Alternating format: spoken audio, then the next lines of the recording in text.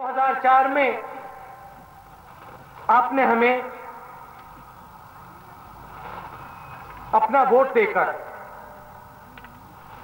दिल्ली में सरकार बनवाई। पहली बार रोजगार गांव के अंदर पहुंचा। पहले रोजगार शहरों में होता था, हमने रोजगार को गांव में पहुंचा दिया। आपके मुख्यमंत्री जी ने क्या कहा कि मनरेगा से किसी को फायदा नहीं होगा, सेंटर की सरकार टाइम जाया कर रही है। इश्तेहार बना दिए उन्होंने बड़े बड़े। 9 अक्टूबर 2007 में ऐसे भाषण में उन्होंने ये कहा कि मनरेगा से किसी का फायदा नहीं।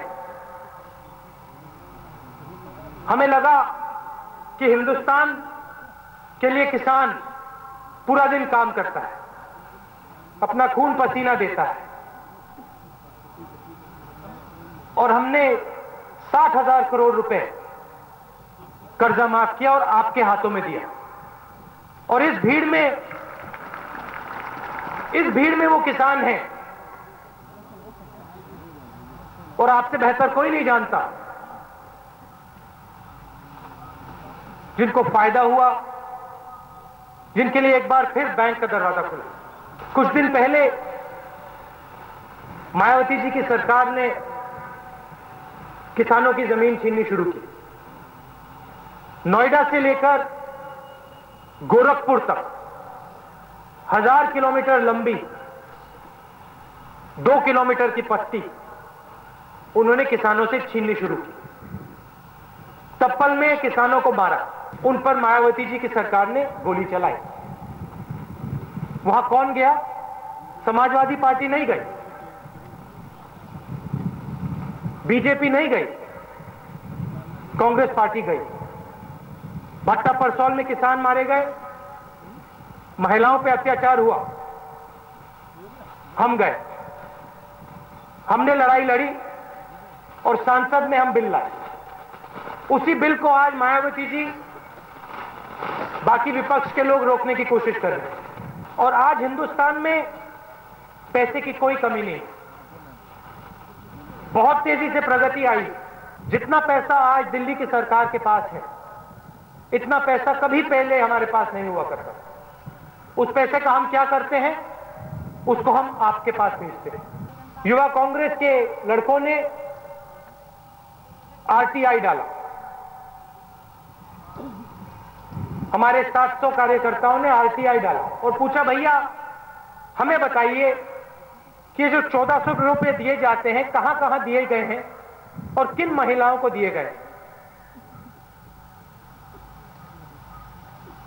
और जब हमें जवाब मिला,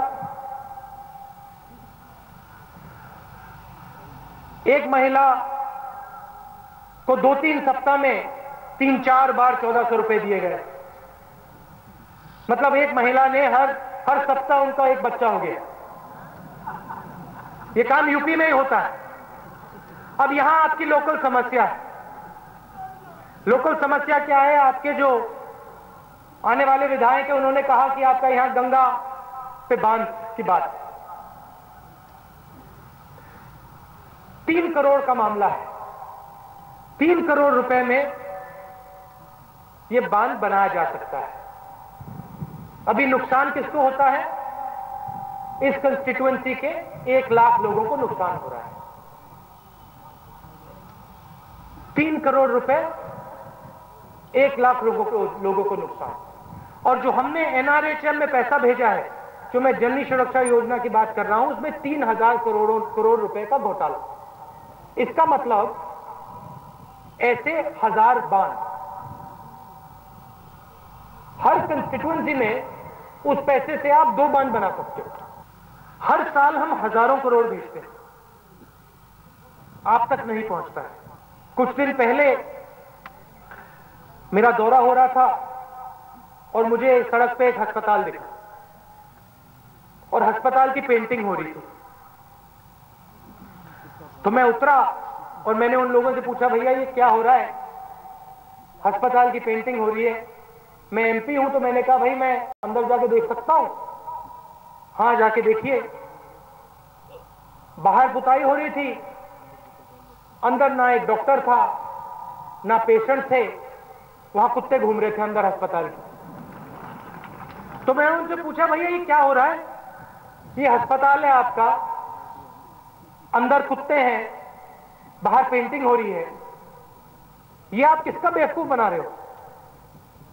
उन्होंने हमसे कहा, देखिए राहुल जी, यहां पे मायावती जी का दौरा लगने वाला है,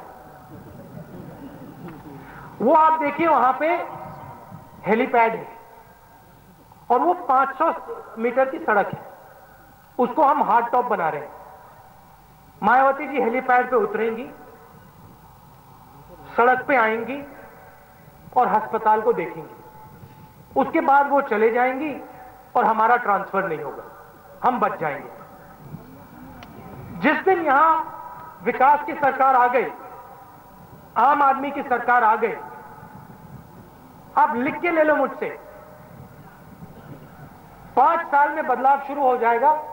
10 साल में पूरा देश यहां देखेगा कि भैया यूपी में नहीं। सुनो, आप लिख के ले लो मुझसे, 10 साल में, 5 साल में बदलाव शुरू हो जाएगा।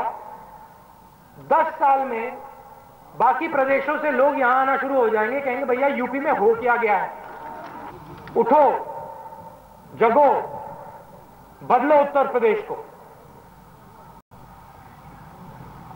आप सब यहां आए, दूर दूर से आए, इसके लिए आप सबको बहुत बहुत धन्यवाद। जय हिंद।